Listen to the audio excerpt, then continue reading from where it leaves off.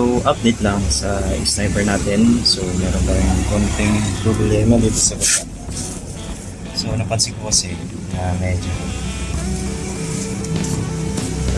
flat yung ating gulong. So, nag-test na tayo ng double check sa pito. So, wala tayong makita na problema dun sa gulong. Pero wala naman. Ngayon, pag-check ulit ako sa lahat yung gulong and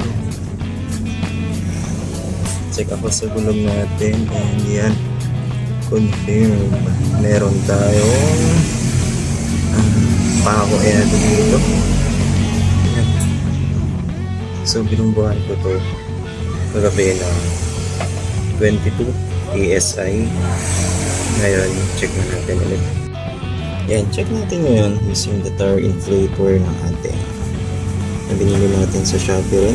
Xiaomi, yung kanyang brand. So, pero pang pack siya, ganyan. Mag-open na. So, ito yung pinarado ko na gabi. 25 PSI. Tsaka check natin ngayon kung ano yung magiging PSI. Yun, yun. 12 na lang. 12, halos na malahati. Sobra pa sa malahati. Dahil yun dun sa butas natin. Ginawa ng ako. Isusolve natin siya. Sana? Oh, dami. Punchad doon. Yan. Ito ba? Yan. Pero kunti lang yata eh. Pero ito kasi nung dinudot to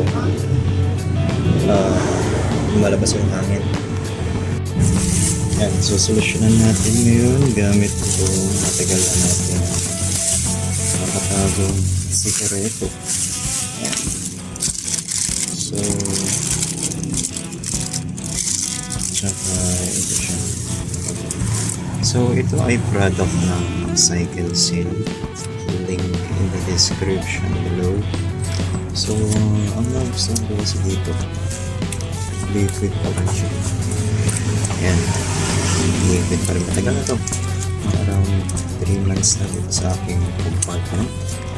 At ang kaibahan ito, mas maganda daw to compare dun sa kulay green na may parang jelly na sealant din. So, sige. Try na natin ito.